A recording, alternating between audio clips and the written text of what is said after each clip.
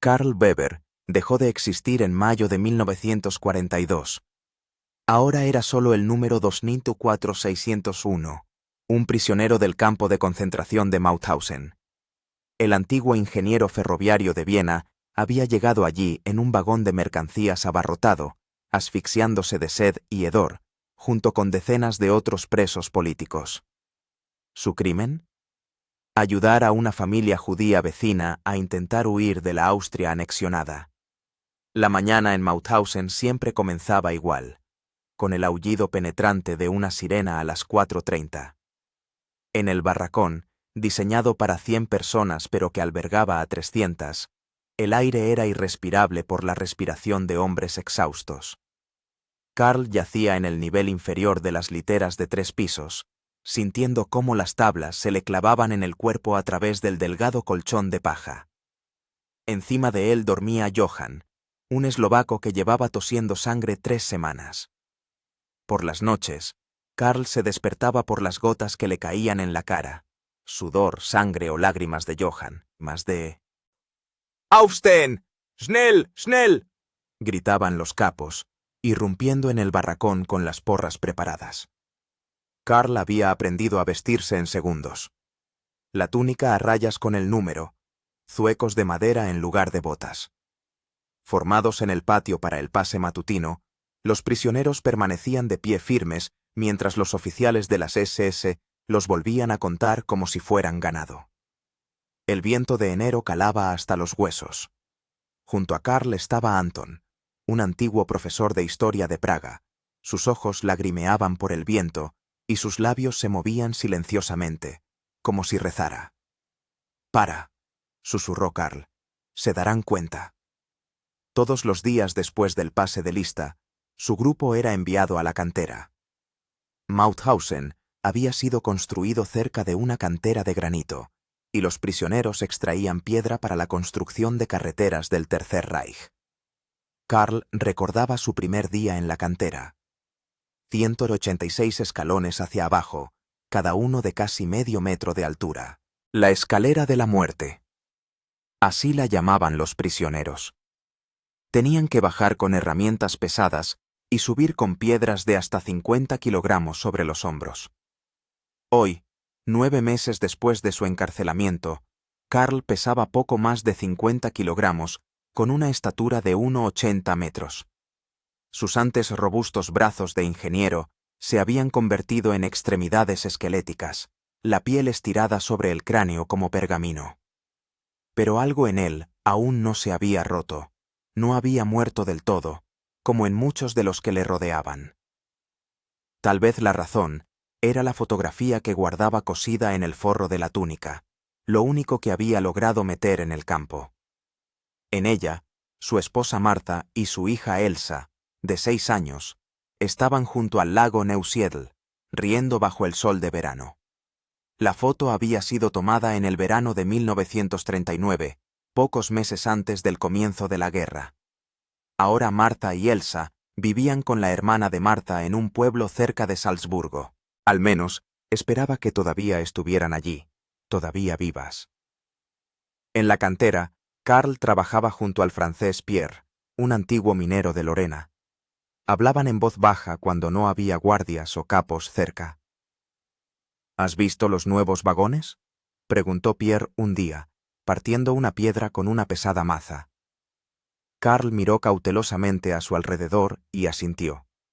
Una vía férrea atravesaba el territorio del campo, por la que se entregaban mercancías y se llevaba el granito extraído.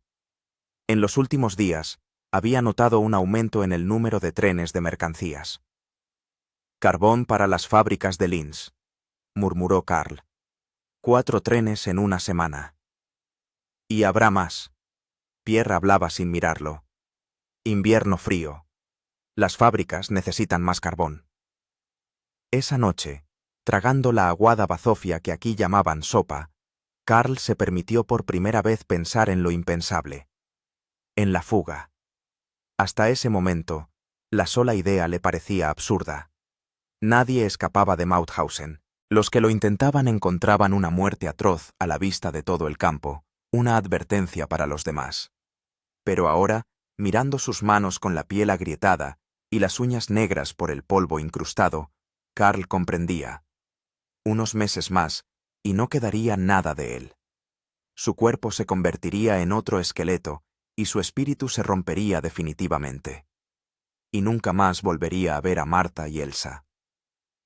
Esa noche, acostado en las literas y escuchando los gemidos y la tos a su alrededor, Carl tomó una decisión.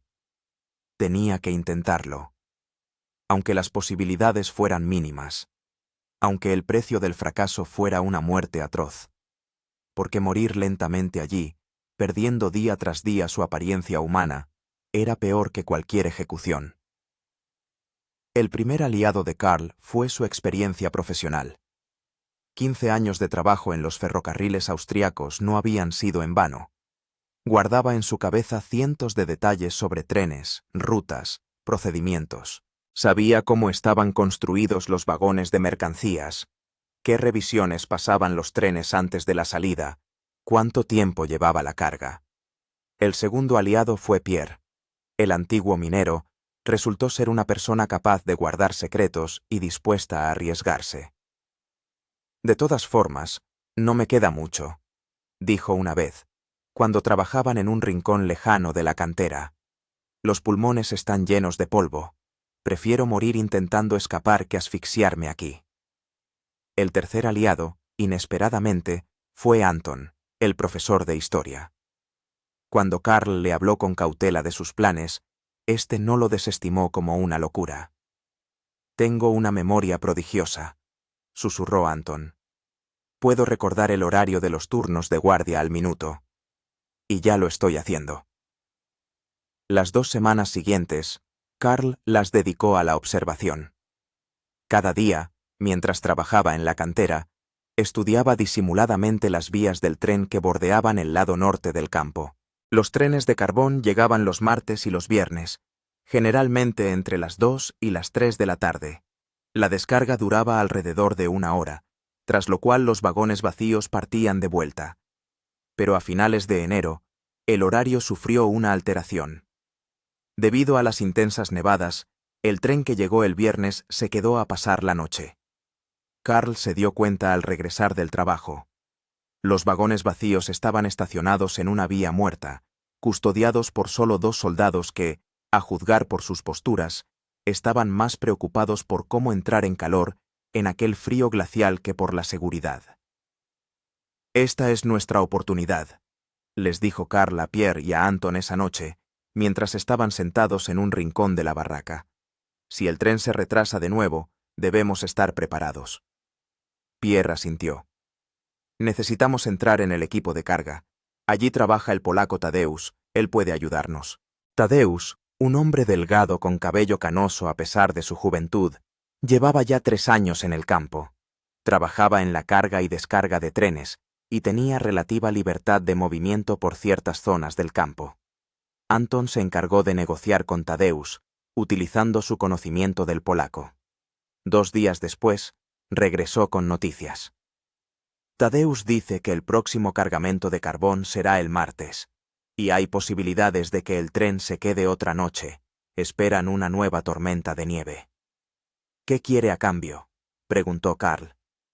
«Nada para él. Su mujer y sus hijos están en Auschwitz. Dijo que si alguien logra salir y contar al mundo lo que ocurre aquí, con eso basta». El plan comenzó a tomar forma.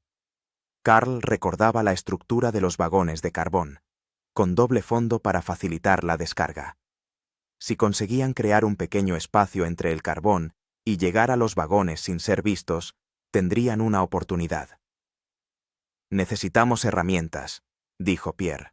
«Al menos una pala pequeña o algo con lo que podamos excavar rápidamente el carbón». Anton giraba nerviosamente un botón en la manga de su camisa. «¿Y si nos descubren durante una inspección?»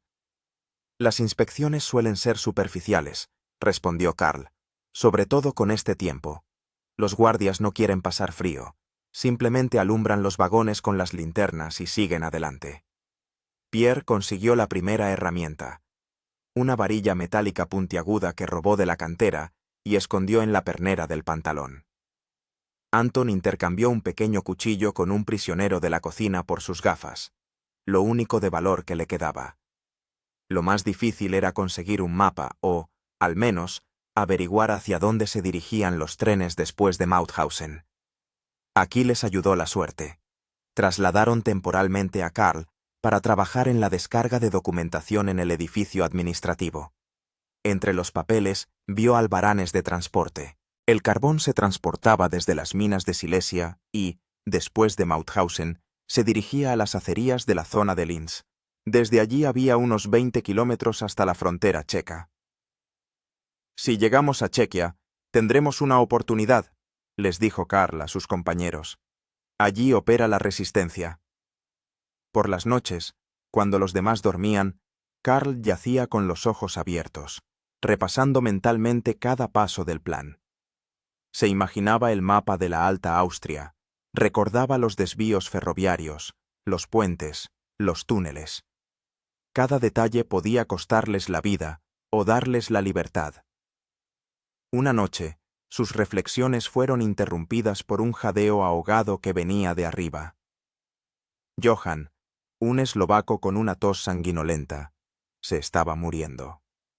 Karl oyó cómo intentaba respirar, pero sus pulmones se negaban a funcionar. Al amanecer, Johann se quedó en silencio. Su cuerpo se lo llevaron en el pase matutino. «Tenemos que darnos prisa», les dijo Karl a Pierre y a Anton. «El próximo martes. Tenemos que estar preparados». Pero el destino les tenía reservada una prueba. 3 días antes de la fuga planeada, el capo propinó una paliza brutal a Anton por supuestamente no trabajar lo suficientemente duro. Con la cara magullada y, posiblemente, las costillas rotas, apenas podía caminar. «No podré hacerlo», susurró Anton, tendido en la litera. «Debéis ir sin mí». «Esperaremos a que te recuperes», replicó Karl. Anton negó débilmente con la cabeza. «No. Cada día de retraso es un riesgo. Pueden descubrir el plan. El tiempo puede cambiar. Debéis ir vosotros. Y yo. Yo lo recordaré todo. Cada rostro, cada nombre, cada crimen cometido aquí. Si sobrevivo, seré testigo». Esa noche, Karl sacó una fotografía de su mujer y su hija. La tenue luz de la luna que entraba por la pequeña ventana de la barraca apenas permitía distinguir sus rostros. Pasó un dedo por la imagen, como intentando tocarlas a través del tiempo y la distancia. «Volveré a vosotras», susurró. «Pase lo que pase». El martes 2 de febrero de 1943 amaneció tal como esperaban, frío y nevando. La ventisca que había comenzado por la noche se convirtió por la mañana en una verdadera tormenta. La visibilidad era limitada, de apenas unos metros, y el viento derribaba. «Tiempo perfecto para una fuga», murmuró Pierre mientras bajaban a la cantera. «Los perros no podrán rastrear nuestros pasos». Karl asintió, tratando de contener un temblor nervioso. Cada nervio de su cuerpo estaba tenso como una cuerda. En 9 meses en Mauthausen había aprendido a ocultar sus emociones, pero hoy le resultaba especialmente difícil. Una mirada sospechosa del guardia, un movimiento en falso, y todo habrá terminado. Según Tadeusz, el tren debía llegar sobre las 2 de la tarde. A la 1:30, Karl y Pierre se separaron discretamente del grupo principal de prisioneros, aprovechando que la guardia se había refugiado del temporal de nieve en la garita. Se escondieron tras un montón de piedras no lejos de las vías del tren. «Si nos pillan aquí, diremos que buscábamos refugio de la tormenta», susurró Karl, aunque era consciente de lo absurdo de esa excusa. En Mauthausen no se necesitaban explicaciones para ejecutar a un prisionero. Estuvieron sentados casi 1 hora, tiritando de frío y tensión. La nieve cubrió sus uniformes a rayas, transformándolos en montículos blancos. Era un peligro y una protección al mismo tiempo. Era más difícil verlos, pero corrían el riesgo de morir congelados. Finalmente, entre el rugido de la ventisca, oyeron acercarse el tren. el traqueteo de las ruedas, el silbido de la locomotora. El convoy entró lentamente en el territorio del campo, 10 vagones cargados de carbón, resonando pesadamente sobre los raíles helados. Ahora. Carl tocó a Pierre en el hombro cuando el último vagón pasó junto a ellos. Salieron de su escondite y, agachándose, corrieron a lo largo del tren mientras éste disminuía la velocidad. La visibilidad era tan mala que apenas distinguían los contornos de los vagones. Al llegar al último, treparon al enganche entre los vagones y se pegaron a la pared, tratando de hacerse lo más pequeños posible. El tren se detuvo. Al cabo de unos minutos, oyeron voces. Había llegado el equipo de descarga. Carl sabía que ahora la guardia haría una inspección superficial del tren, tras lo cual comenzaría la descarga de los primeros vagones, mientras que los últimos estarían a la espera de su turno. ¡Schneller! ¡Macht schneller!, gritaba uno de los guardias, apremiando a los prisioneros del equipo de descarga. Carl y Pierre permanecieron inmóviles, pegados al metal del vagón. La nieve les cegaba los ojos, pero no se atrevían siquiera a levantar la mano para limpiarse la cara. Finalmente, oyeron acercarse pasos. Un guardia realizaba la inspección. El haz de la linterna se deslizó sobre sus cabezas, iluminando por un instante el vagón, pero con la ventisca era difícil distinguir algo. El guardia pasó de largo, sin siquiera percatarse de los 2 prisioneros. Ahora, susurró Carl cuando los pasos se alejaron. Treparon rápidamente al vagón. La tapa de la boca de carga de carbón estaba cubierta de nieve. Pierre la movió con dificultad y miraron dentro. El vagón estaba lleno de carbón hasta aproximadamente 2/3 de su capacidad. «Tenemos que actuar rápido», dijo Carl. «Baja tú primero y empieza a cavar un nicho en la pared del fondo. Yo vigilaré». Pierre asintió y se deslizó por la boca de carga, desapareciendo en la masa negra del carbón. Carl miraba a su alrededor, listo para dar la señal de alarma si alguien se acercaba. Pero en la ventisca solo se veía una neblina blanca y los contornos borrosos de los edificios cercanos. Al cabo de unos minutos, Carl también bajó al vagón. Dentro había un sofocante olor a polvo de carbón.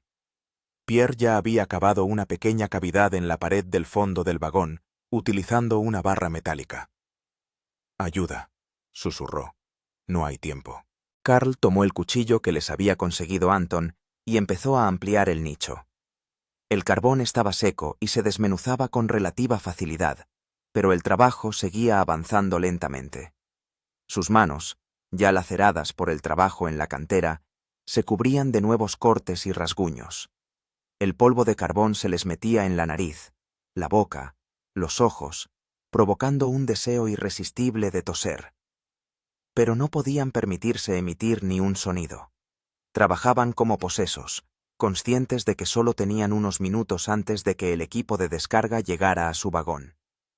Finalmente, el nicho se hizo lo suficientemente grande como para albergar a 2 personas si se acostaban pegadas una a la otra. «Ahora hay que disimular la entrada», dijo Carl. Con cuidado, formaron una capa de carbón frente al nicho, dejando solo pequeños orificios para que entrara aire. Luego entraron dentro, apretujándose en el estrecho espacio. El polvo de carbón los cubría de pies a cabeza, convirtiendo sus uniformes a rayas en harapos negros. Era algo bueno. En la oscuridad del vagón sería más difícil verlos. «Ahora esperamos», susurró Carl, «y rezamos para que el tren se quede aquí toda la noche».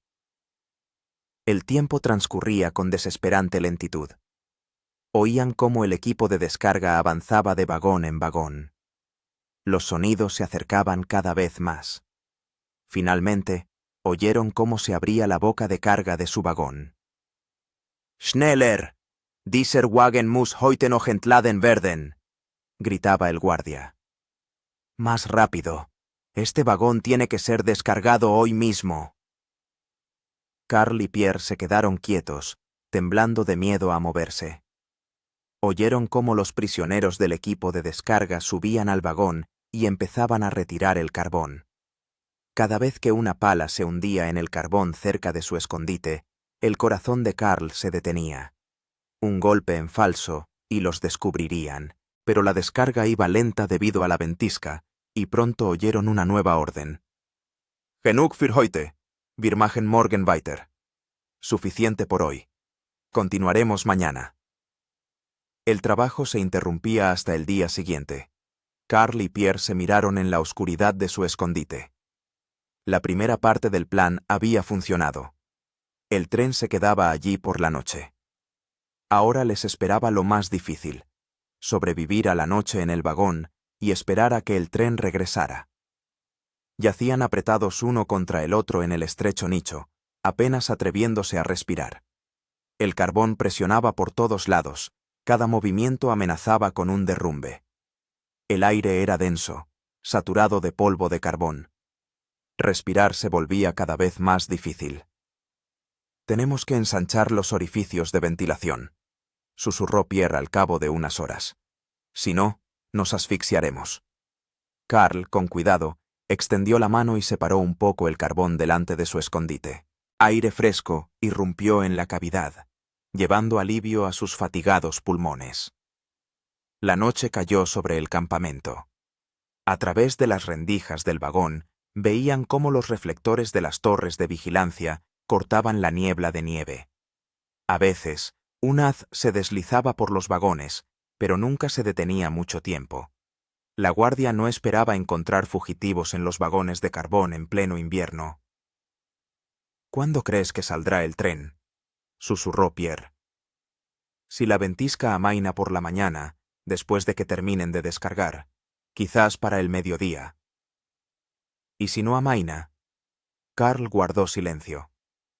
«Entonces tendremos que esperar otro día, o arriesgarnos e intentar salir de otra manera, pero escapar del campamento a pie, a través de campos nevados, bajo la mira de las ametralladoras, era prácticamente imposible.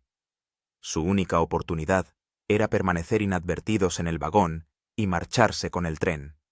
La noche se prolongaba infinitamente. El frío calaba hasta los huesos, a pesar de que el carbón conservaba algo de calor. No podían ni estirar las piernas, ni aliviar el entumecimiento de sus extremidades. Cada hora parecía una eternidad. Al amanecer, la ventisca empezó a remitir. A través de las rendijas del vagón, vieron cómo los primeros rayos del sol iluminaban el campamento nevado. Pronto, se reanudó la descarga. Un equipo de prisioneros trabajaba a pocos metros de su escondite, pero aún no habían llegado a ellos. «Si descargan todo el vagón, estamos perdidos», susurró Pierre. Karl asintió en silencio. Ambos entendían que sus vidas dependían de los caprichos del tiempo y de las decisiones de la guardia. Hacia el mediodía, oyeron el silbido de una locomotora. El tren se preparaba para partir. Luego siguieron gritos de órdenes, el tableteo de los enganches y el tren se estremeció. «Están desenganchando los vagones que ya han descargado», susurró Karl. «Si tenemos suerte, nuestro vagón volverá a salir medio vacío». Y, en efecto, pronto sintieron un golpe. Su vagón fue enganchado al tren listo para partir. Unos minutos más de tensa espera, y el tren se puso en marcha lentamente. Nos vamos», exhaló Pierre, sin poder creer su suerte. Karl cerró los ojos, sintiendo cómo el vagón ganaba velocidad. El traqueteo de las ruedas sobre los raíles, el sonido más hermoso que había oído en los últimos 9 meses. Un sonido que los alejaba del infierno de Mauthausen. Pero ambos entendían que esto era solo el comienzo de sus pruebas.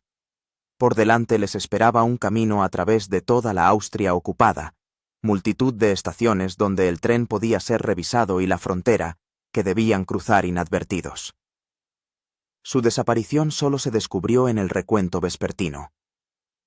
Cuando los números 24.601 y 3.524 no respondieron a la lista, se dio la alarma en el campamento.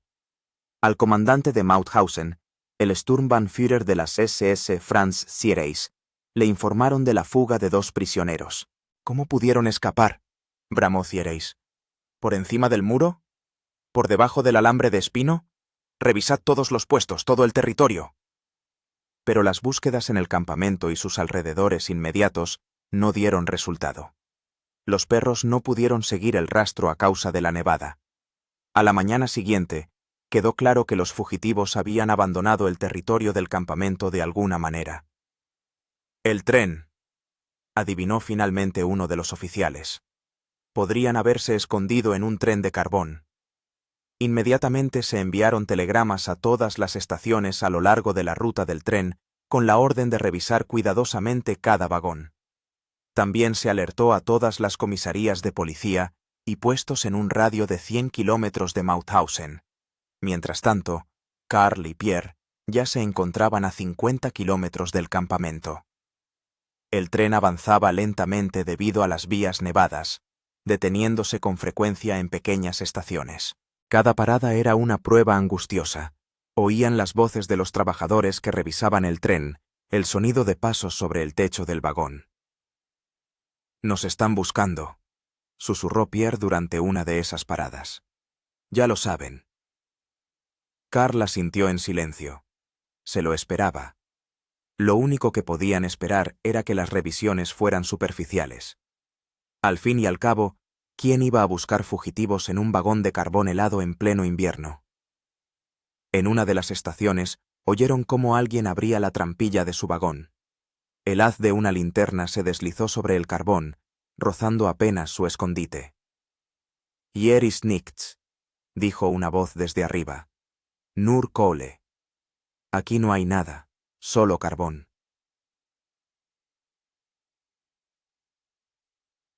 La trampilla se cerró, y al poco tiempo, el tren volvió a ponerse en marcha. Karl y Pierre respiraron aliviados. Pero entendían que con cada estación las revisiones serían más exhaustivas. Al atardecer del segundo día, estaban exhaustos hasta el límite. El frío, el hambre y la sed los habían agotado. Tenían los labios agrietados y la garganta irritada por el polvo de carbón. No habían comido ni bebido nada en más de un día. Varias veces, Pierre perdió el conocimiento, y Karl tuvo que sacudirlo suavemente para que volviera en sí. «Tenemos que salir del vagón antes de la frontera», susurró Karl. «En la frontera la revisión será demasiado exhaustiva. Según sus cálculos, ya debían estar acercándose a Linz. Después de Linz, el tren debía dirigirse hacia la frontera checa. Necesitaban saltar del tren en algún punto entre esas estaciones, preferiblemente en un lugar despoblado». «¿Cómo sabremos dónde estamos?», preguntó Pierre con voz débil. «Por los sonidos», respondió Karl. «Cuando pasemos Linz, escucharemos. Si el tren se ralentiza en una cuesta o en una curva, esa será nuestra oportunidad».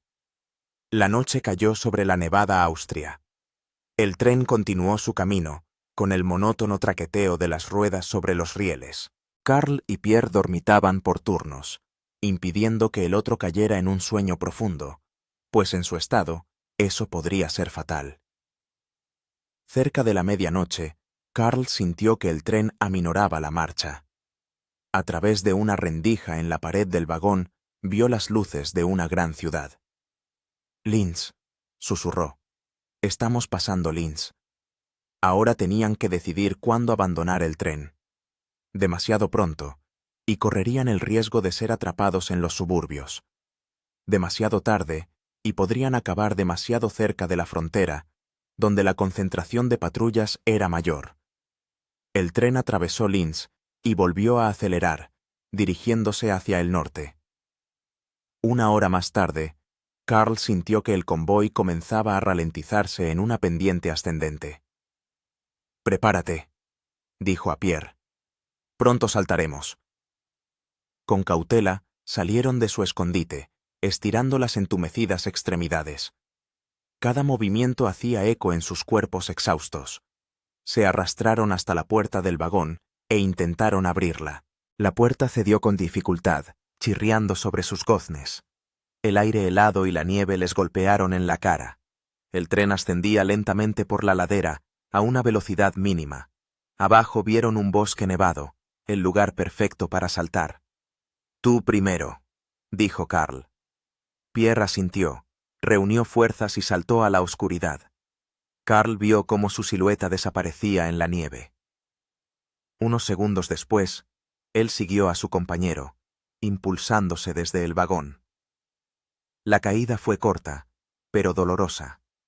Karl rodó por la ladera nevada, sintiendo cómo las afiladas ramas le arañaban la cara y las manos. Finalmente, se detuvo, hundido en un ventisquero.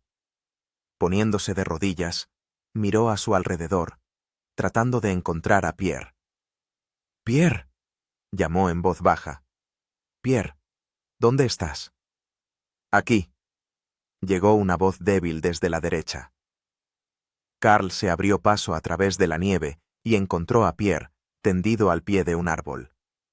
El francés se agarraba la pierna, con el rostro desfigurado por el dolor. «Creo que me he roto el tobillo», susurró. Karl se arrodilló a su lado, sintiendo cómo la esperanza se desvanecía dando paso a la desesperación. Con Pierre herido, sus posibilidades de llegar a la frontera checa eran prácticamente nulas. «Te ayudaré», dijo, aunque sabía lo difícil que sería. «Te haremos una muleta con una rama». Estaban en medio de un bosque nevado, sin comida, agua ni ropa de abrigo, a decenas de kilómetros de la frontera. Y en algún lugar, en la oscuridad de la noche, ya los estaban buscando perros y patrullas armadas. El amanecer los sorprendió en el bosque, en un refugio improvisado bajo las ramas de abetos. Habían pasado varias horas abriéndose paso a través de los ventisqueros, alejándose lo más posible de las vías del tren. Pierre cojeaba, apoyándose en una muleta improvisada y en el hombro de Karl. Cada paso le costaba un mundo, pero no se quejaba. «Necesitamos agua», dijo Karl, mirando el rostro pálido de su compañero, «y comida, y, de lo contrario, no llegaremos a la frontera». Ambos estaban agotados hasta la extenuación, negros por el polvo de carbón, con sus ropas a rayas hechas jirones, apenas parecían humanos. El frío les calaba hasta los huesos y el hambre les retorcía las entrañas. «¿Dónde estamos?», preguntó Pierre cuando se acomodaron en el refugio. Karl miró al sol naciente, tratando de orientarse. «Creo que estamos en los bosques al norte de Linz. Hasta la frontera checa habrá unos 30 kilómetros, quizás más». «30 kilómetros», repitió Pierre con una amarga sonrisa. «En otras circunstancias, un día de camino. Pero ahora». No terminó la frase, pero Karl lo entendió. Con la pierna herida de Pierre, sin comida y en su estado de agotamiento, ese trayecto podría llevarles una semana. Una semana que no tenían. «Necesitamos ayuda», dijo Karl. «Sin ella, no llegaremos». «¿Quién va a ayudar a unos presos fugitivos?», negó Pierre con la cabeza. «Es la muerte segura para cualquiera que nos dé cobijo». Karl sabía que tenía razón. Dar refugio a presos fugitivos se castigaba con el fusilamiento. Pero no tenían otra opción. Sin ayuda, morirían de frío y hambre en ese bosque. «Tenemos que encontrar una granja aislada», dijo Karl. «Tal vez unos ancianos o una mujer con niños. Alguien que se apiade de nosotros». Decidieron moverse solo de noche y descansar en los refugios durante el día. Era más seguro, pues así tendrían menos probabilidades de toparse con una patrulla o con lugareños que pudieran delatarlos. Pasaron el primer día en su refugio de abetos, temblando de frío y escuchando cada sonido. Varias veces les pareció oír ladridos de perros, pero quizás solo era su imaginación jugando una mala pasada. Por la noche, Pierre empeoró. Su rostro ardía por la fiebre y su respiración se entrecortaba. «Karl», susurró, «si no puedo seguir adelante, debes dejarme y continuar tu camino».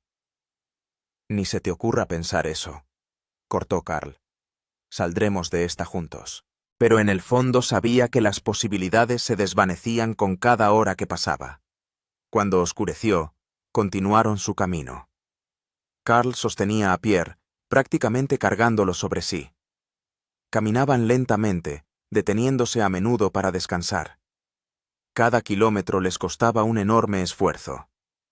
Cerca de la medianoche, llegaron al borde del bosque y divisaron a lo lejos una luz. Una pequeña granja se alzaba en el valle, rodeada de campos nevados. «¿Qué te parece?», preguntó Karl. «¿Nos arriesgamos?». Pierre, con la respiración entrecortada, asintió. «No, tenemos elección». Se acercaron cautelosamente a la granja, procurando mantenerse en la sombra. Era una vieja casa de madera con dependencias anexas. Solo una ventana estaba iluminada. No había señales de perros ni de muchas personas. «Espera aquí», dijo Karl, ayudando a Pierre a sentarse al abrigo de una cerca. «Voy a echar un vistazo». Se acercó sigilosamente a la ventana iluminada y miró dentro. Una anciana estaba sentada a la mesa, zurciendo algo a la luz de una lámpara de queroseno. Estaba sola. Karl regresó junto a Pierre. «Hay una anciana sola. Es nuestra oportunidad. ¿Y si da la alarma? Entonces estamos perdidos. Pero si no arriesgamos, moriremos aquí, en la nieve». Decidieron que Karl iría solo para no asustar a la mujer con la imagen de dos harapientos cubiertos de polvo de carbón. Se limpió la cara con nieve lo mejor que pudo y se acercó a la puerta de la granja. El corazón le latía con fuerza mientras llamaba. Durante unos segundos no pasó nada. Luego se oyeron pasos y la puerta se entreabrió. Una anciana con el pelo canoso recogido en un moño lo miraba con cautela. «Bitte», empezó Karl con voz ronca. «Ich brauche Hilfe. Mein Freund ist verletzt». La mujer no respondió, escudriñando su cara sucia y su ropa hecha jirones. Entonces, su mirada cayó sobre la tela rayada del uniforme que se vislumbraba bajo la nieve, y sus ojos se abrieron de par en par al comprender. «Mauthausen», susurró. Karl se quedó paralizado, listo para huir a la primera señal de peligro. Pero la mujer de repente se echó a un lado, abriendo la puerta de par en par. «Schnell», dijo. «Komm rein». Karl no podía creer lo que oía. ¿Le estaba invitando a entrar? «Mein Freund», repitió. «Kann nicht gehen». «Bring ihn her», asintió la mujer. «Aber schnell». Karl se apresuró a regresar junto a Pierre y le ayudó a levantarse. «Nos va a dejar entrar», susurró. «No sé por qué, pero nos ayudará». Con dificultad llegaron hasta la puerta, donde la mujer les esperaba. Al ver el estado de Pierre, negó con la cabeza, pero sin dudarlo les ayudó a entrar y cerró la puerta. El calor del hogar los envolvió como una bendición. Después de 2 días en un vagón de carbón helado y una noche en un bosque nevado, aquello parecía el paraíso. «Setzt euch», dijo la mujer, señalando las sillas junto a la estufa. «Ich mache etwas zu essen». Mientras se calentaban junto a la estufa, la mujer calentó sopa y cortó pan. Karl no podía apartar la vista de la comida, luchando contra el deseo de abalanzarse sobre ella. Cuando la mujer les sirvió los cuencos de sopa, se obligó a comer despacio, sabiendo que después de tanto tiempo sin comer, no era bueno hacerlo deprisa. «Danke», dijo cuando terminaron. «Warum helfen Sie uns?» La mujer lo miró fijamente durante un rato, luego sacó una fotografía de un joven con uniforme militar de un cajón. «Mein Sohn», dijo. «In Russland vermisst. Vielleicht hilft ihm auch jemand». Su hijo estaba desaparecido en Rusia. Quizá alguien también le estaba ayudando. Karl asintió comprendiendo. En esta guerra, las madres a ambos lados del frente perdían a sus hijos. La mujer examinó la pierna de Pierre, le aplicó un vendaje rudimentario y les dio ropa limpia, camisas y pantalones viejos que habían pertenecido a su hijo y a su marido. Luego les mostró el desván, donde podían esconderse. «Ihr könnt bis morgen bleiben», dijo. «Dann müsst ihr gehen. Es ist zu gefährlich». Podían quedarse hasta mañana, pero después debían marcharse. Era demasiado peligroso. En el desván, tumbados sobre jergones de paja, Karl y Pierre sintieron por primera vez en mucho tiempo un atisbo de esperanza. «¿Crees que podremos llegar a la frontera?», susurró Pierre. Carl miró la pierna de su compañero. La hinchazón había disminuido un poco gracias a las compresas frías que les había hecho la mujer, pero aún le costaba caminar. Debemos poder, respondió. Ahora tenemos comida y ropa limpia. Ya es mucho. Pero ambos comprendían que lo más difícil aún estaba por llegar: cruzar la frontera.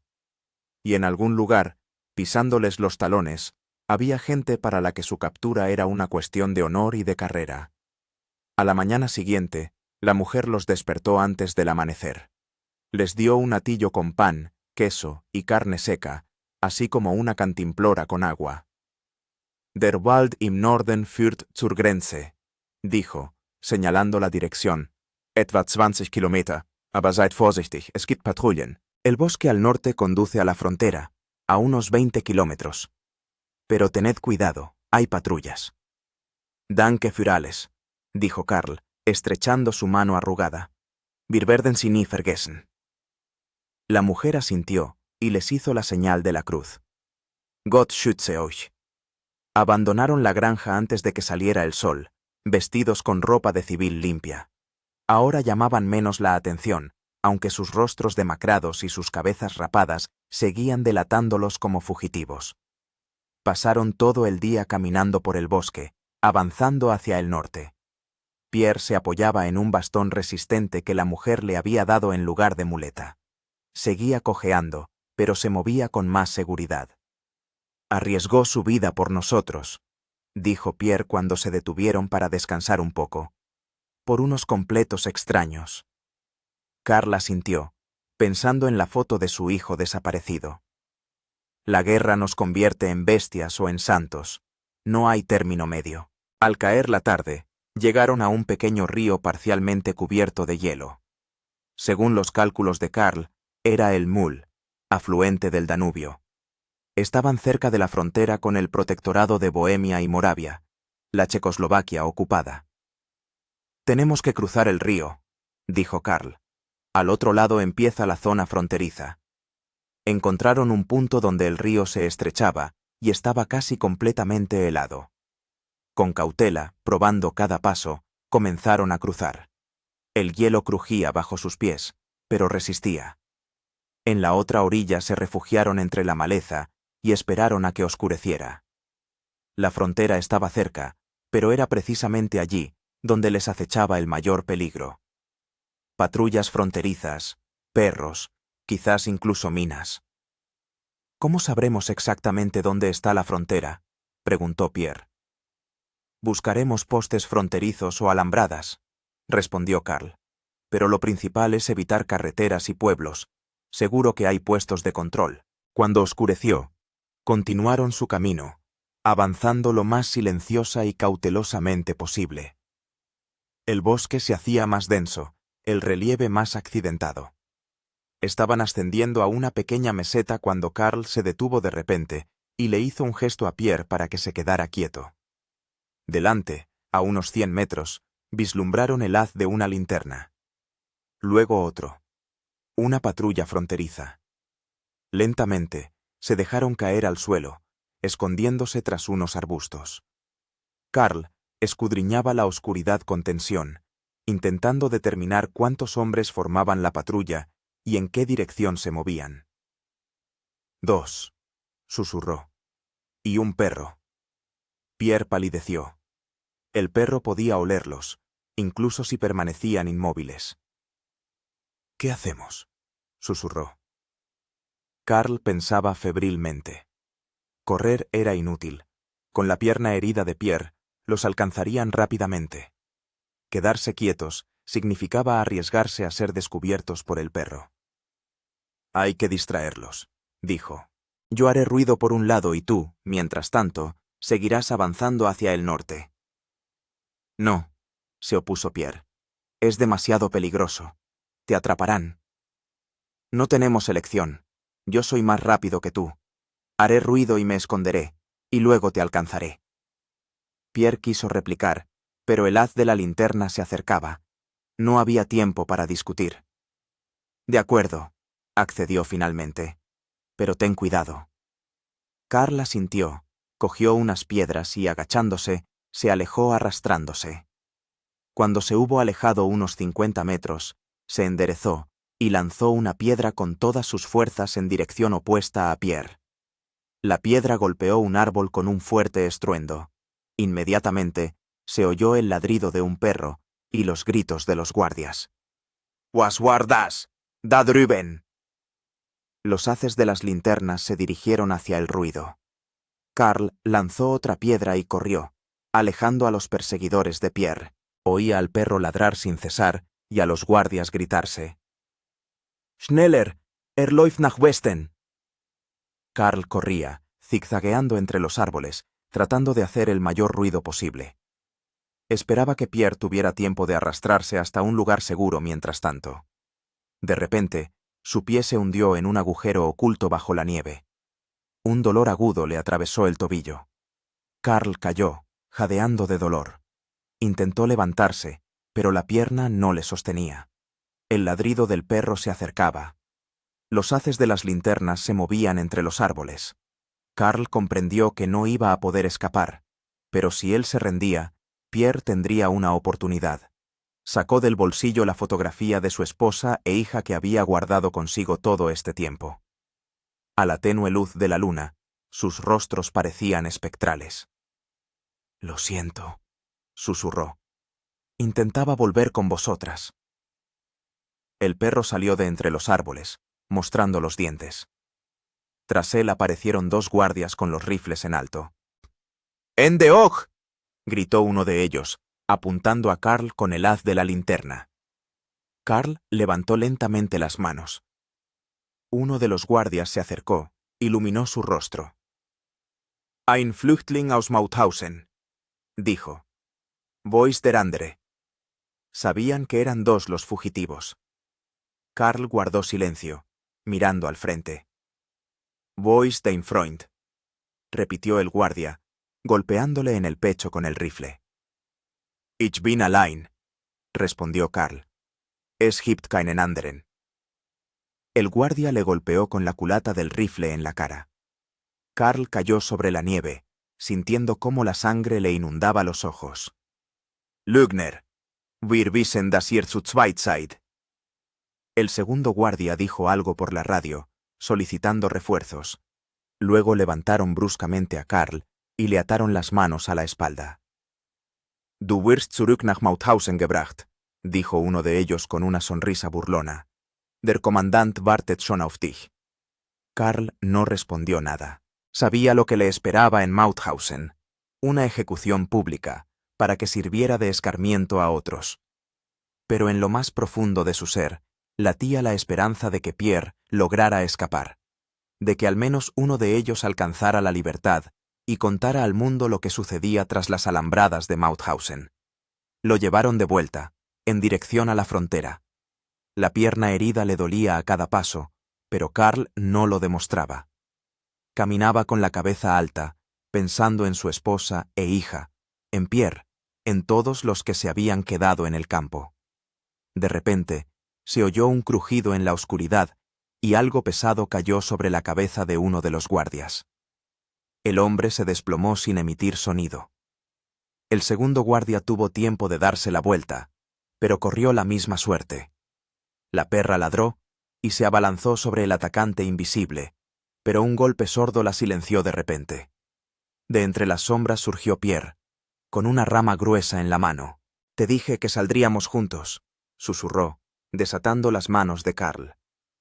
«Deberías haberte ido», replicó Karl. «¿Por qué volviste?» «Porque tú habrías hecho lo mismo por mí», respondió Pierre con sencillez. «Ahora tenemos que darnos prisa. Pronto llegarán refuerzos». Ayudó a Karl a levantarse y, apoyándose el uno en el otro, se adentraron en el bosque, dejando atrás a los guardias inconscientes. «La frontera debe de estar cerca», dijo Pierre. «Vi un mojón fronterizo cuando volví por ti». Caminaban, tropezando y cayendo, pero siempre levantándose mutuamente. Dos hombres contra todo el mundo, unidos por el anhelo de libertad y la esperanza de una vida sin alambradas. Cruzaron la frontera poco antes del amanecer. Un simple poste de madera con inscripciones apenas legibles en alemán y checo era la única prueba de que habían abandonado el territorio del Reich y entrado en el protectorado de Bohemia y Moravia. «Lo hemos logrado», exhaló Pierre, dejándose caer sobre la nieve. «De verdad lo hemos logrado». Karl se desplomó a su lado, sintiendo cómo la adrenalina que lo había mantenido en pie durante las últimas horas se retiraba, dejándolo exhausto. Su tobillo estaba hinchado, el rostro magullado, todo el cuerpo le dolía por el cansancio y el frío. «Esto aún no ha terminado», dijo. «El protectorado sigue bajo control alemán. Tenemos que encontrar a la resistencia checa».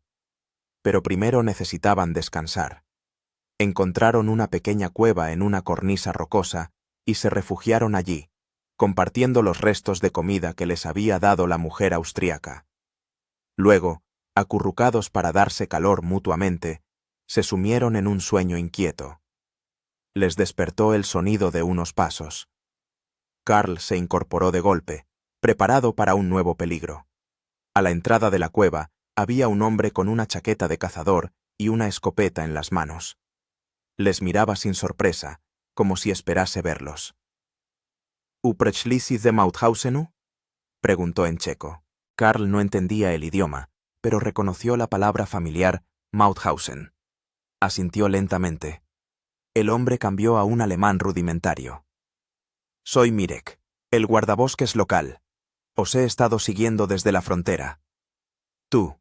¿Nos ayudarás?», preguntó Karl con cautela. Mirek guardó silencio, mirándolos con gesto evaluador. «Los alemanes os están buscando. Ya están rastreando el bosque al otro lado de la frontera. Pronto estarán aquí». «Solo queremos sobrevivir», dijo Pierre, «y contarle al mundo lo que pasa en Mauthausen». El guardabosques asintió, como tomando una decisión. «¿Podéis caminar?». Se pusieron de pie con dificultad.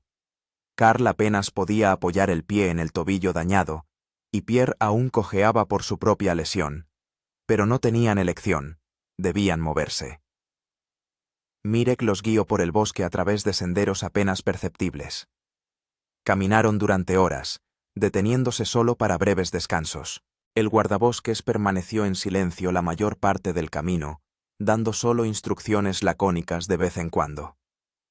Hacia el mediodía llegaron a una pequeña aldea perdida entre las colinas. Mirek los llevó hasta la última casa y llamó 3 veces a la puerta con un toque convenido. La puerta la abrió una mujer de mediana edad con un rostro cansado pero resuelto. «Refugiados de Mauthausen», dijo Mirek en checo. «Necesitan ayuda». La mujer los hizo pasar a la casa sin dudarlo. Dentro hacía calor y olía a sopa. 2 hombres estaban sentados a la mesa y miraron con recelo a los recién llegados. «Ella es Jana», presentó Mirek a la mujer. «Y ellos son Tomás y Jan.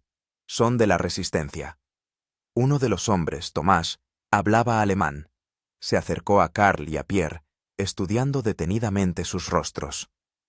«¿Cómo lograron escapar de Mauthausen?», preguntó. Karl les contó brevemente su historia. La fuga en un vagón de carbón, los días en el bosque, la ayuda de la mujer austríaca, el enfrentamiento con la patrulla fronteriza. Tomás escuchó sin interrumpir. Cuando Karl terminó, asintió.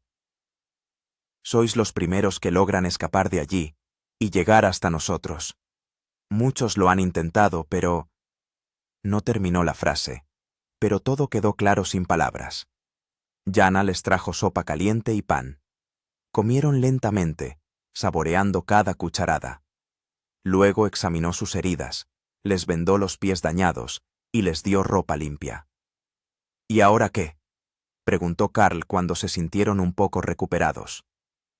«Ahora debéis descansar», respondió Tomás. «Mañana os llevaremos más lejos, a las montañas. Allí estaréis más seguros». «¿Y después?». Tomás intercambió una mirada con Jan. «Después intentaremos contactar con la inteligencia británica. Pueden ayudaros a llegar a Londres. Los aliados deben saber lo que está pasando en Mauthausen. De primera mano». Karl y Pierre se miraron. ¿Londres? Parecía increíble. Hace apenas una semana eran prisioneros, números sin nombres ni esperanza. ¿Y mi esposa e hija? Preguntó Karl. Están en un pueblo cerca de Salzburgo. Debo encontrarlas. Tomás negó con la cabeza. Eso es imposible ahora. Toda Austria está en alerta por vuestra fuga. No podréis volver allí. Pero debo saber qué les ha pasado, insistió Karl. Intentaremos averiguarlo, prometió Tomás. Tenemos contactos, pero llevará tiempo. Por la noche, mientras Pierre ya dormía, agotado por la larga travesía, Karl se sentó junto a la ventana, mirando las colinas nevadas. Pensaba en Marta y Elsa, en sus compañeros que quedaron en Mauthausen, en aquellos que les habían ayudado en el camino. Tomás se sentó a su lado, ofreciéndole una taza de té caliente. No puedo dejar de pensar en ellos, dijo Karl, en los que se quedaron allí. Tomás asintió. Por eso debes sobrevivir, para contar su historia. ¿Crees que alguien lo creerá? Karl esbozó una amarga sonrisa. ¿Lo que ocurre allí, tras el alambre de espino? Deben creerlo. De lo contrario... Tomás no terminó la frase, pero sus ojos se oscurecieron. El mundo debe saber la verdad. Al día siguiente, tal como había prometido Tomás, los trasladaron más arriba, a las montañas, a un pequeño campamento de la resistencia checa. Allí pasaron 2 semanas recuperando fuerzas y ayudando a los partisanos en lo que podían. Karl jamás olvidaría la tarde en que Tomás regresó de un viaje a Praga con noticias.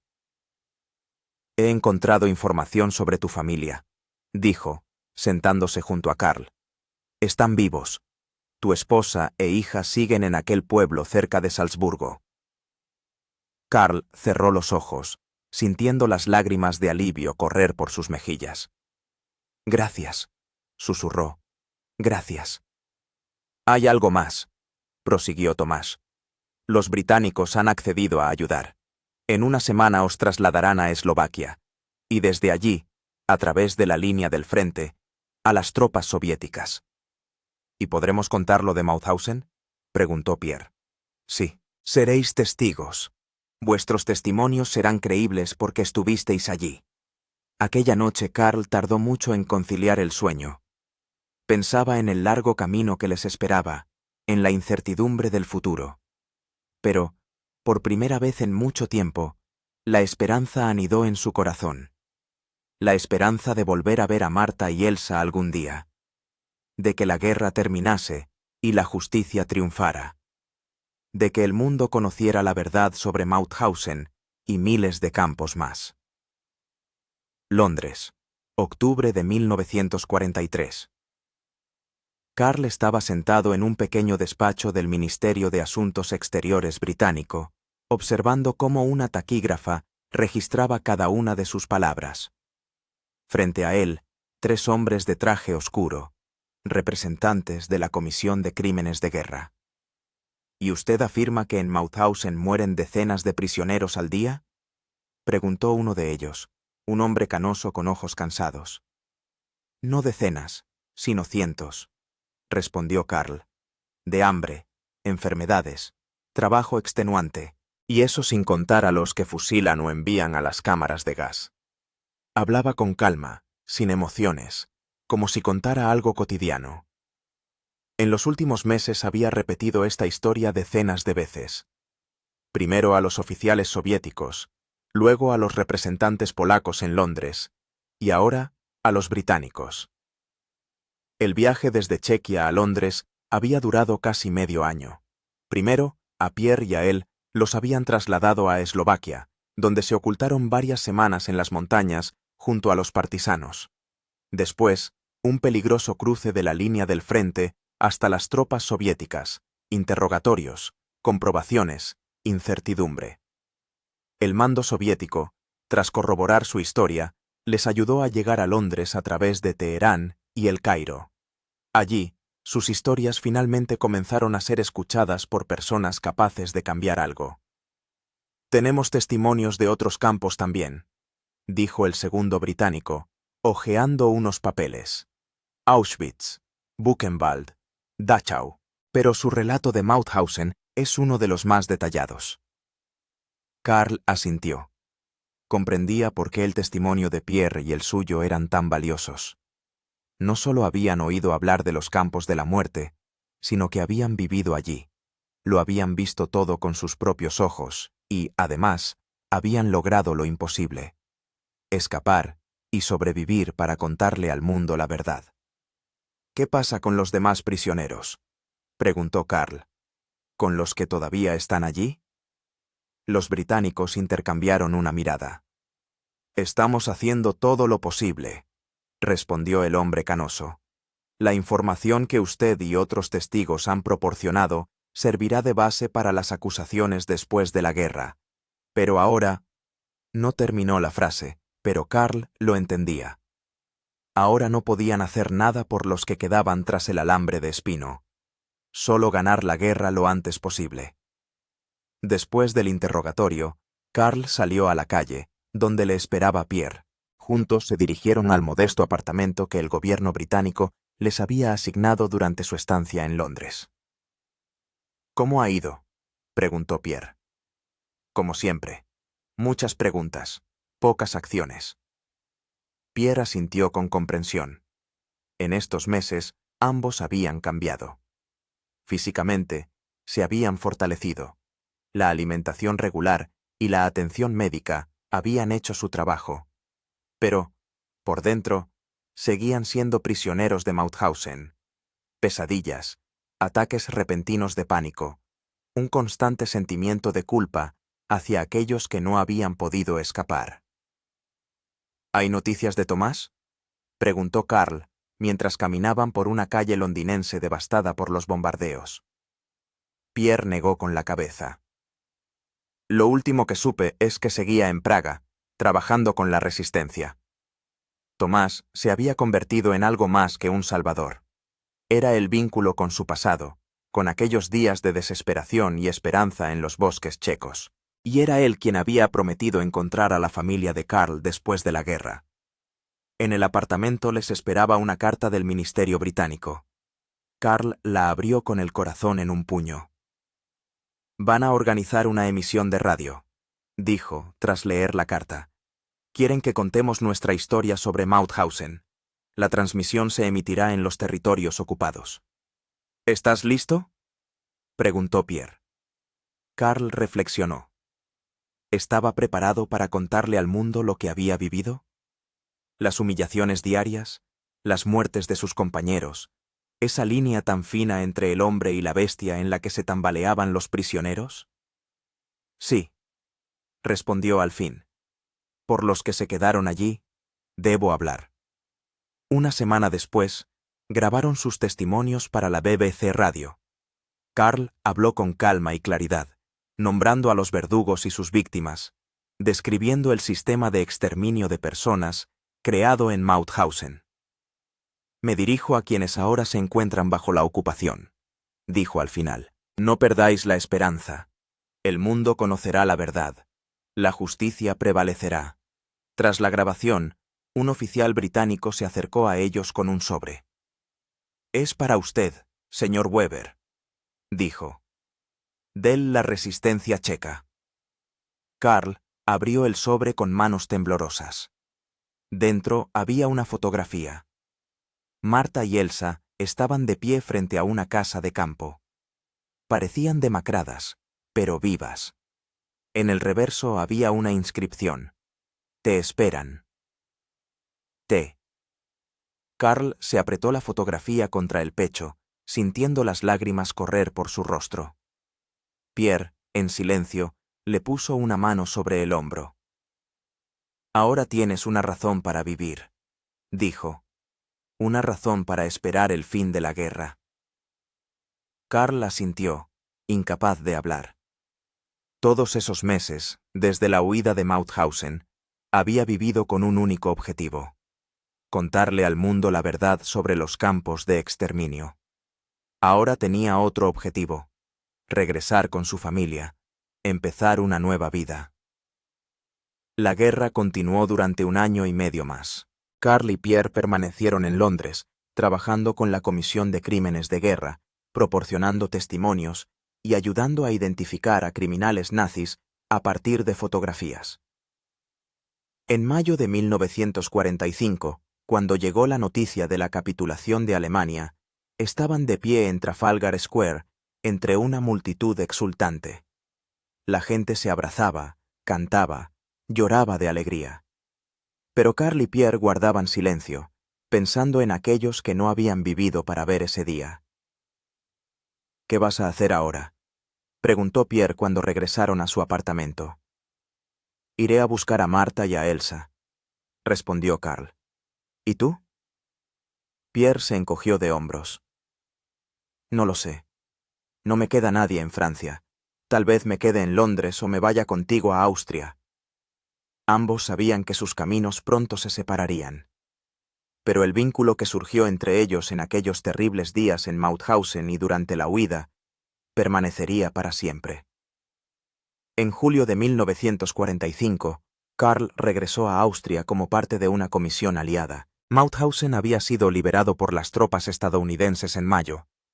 Lo que encontraron allí confirmó cada palabra de Karl y Pierre. Karl estaba de pie ante las puertas del campo, mirando el lugar que casi se había convertido en su tumba. Ahora solo había barracones vacíos y silencio. Los cuerpos de los fallecidos ya habían sido enterrados. Los supervivientes habían sido distribuidos por los hospitales. «¿Quiere entrar?», preguntó el oficial estadounidense que lo acompañaba. Karl negó con la cabeza. «No. Ya he estado allí. Ahora quiero encontrar a mi familia». Con la ayuda de la Cruz Roja y la información de Tomás, Karl finalmente encontró a Marta y a Elsa en un pequeño pueblo cerca de Salzburgo. El momento de su encuentro fue el más feliz de su vida. Elsa, que ahora tenía 12 años, al principio no reconoció a su padre. 3 años de separación y todo lo que había vivido lo habían cambiado hasta hacerlo irreconocible, pero Marta lo reconoció de inmediato, a pesar de las canas y las cicatrices. «Sabía que volverías», dijo, abrazándolo. Todos los días le decía a Elsa que papá volvería. Esa noche, cuando Elsa ya dormía, Karl le contó todo a Marta, sobre Mauthausen, sobre la huida, sobre los meses de vagar, sobre Londres. Ella escuchó sin interrumpir, apretando aún más su mano. «¿Y ahora qué?», preguntó ella cuando él terminó. «Ahora empezaremos de nuevo», respondió Karl, «en algún lugar donde no haya recuerdos de la guerra». Decidieron mudarse a Suiza, un país neutral que no se había visto afectado por la guerra. Karl le escribió a Pierre, invitándolo a unirse a ellos. El francés no tenía a dónde regresar y aceptó la invitación. En el otoño de 1945, Karl Weber testificó en los juicios de Nuremberg. Miró a los ojos a quienes habían creado el sistema de campos de concentración y le contó al mundo la verdad. «Usted sobrevivió para testificar», le dijo uno de los jueces después de la sesión. Esa era su misión. Karl negó con la cabeza. «Sobreviví porque quería volver con mi familia. Testificar es mi deber para con aquellos que no pudieron escapar». Más tarde, ya en Suiza, Karl escribió un libro sobre su experiencia en Mauthausen y sobre la huida. Lo tituló El ferrocarril de la libertad. El libro se convirtió en uno de los primeros testimonios sobre los campos de exterminio nazis, traducido a muchos idiomas. Pierre se quedó con ellos, convirtiéndose en parte de su familia. Nunca se casó, dedicando su vida a trabajar con exprisioneros de campos de concentración y ayudándolos a adaptarse a la vida pacífica. Elsa creció, estudió medicina y se convirtió en doctora, ayudando a personas que habían sufrido traumas de la guerra. A menudo decía que había elegido esta profesión debido a la historia de su padre. Karl vivió una larga vida. Murió en 1998 a la edad de 87 años, rodeado de hijos, nietos y bisnietos. Hasta sus últimos días habló ante jóvenes, contando sobre el Holocausto y los crímenes nazis, para que las nuevas generaciones nunca olvidaran las lecciones del pasado. Antes de morir, pidió que sus cenizas fueran esparcidas sobre los bosques cercanos a la frontera checa, allí donde él y Pierre encontraron la libertad tras escapar de Mauthausen. Una parte de mí siempre estará allí, le dijo a su hija, en aquella vía férrea que me devolvió a la vida. Sus últimas palabras fueron: la libertad vale cualquier precio. Esta frase fue grabada en la placa conmemorativa que se instaló en Mauthausen, convertido ahora en museo en memoria de las víctimas del nazismo. Y en los archivos del museo se conserva una fotografía desgastada de una mujer y una niña pequeña junto a un lago, la misma que Karl Weber, el prisionero número 24601, llevó consigo a través del infierno del campo de concentración, la fuga en un vagón de carbón y todas las pruebas del largo camino hacia la libertad.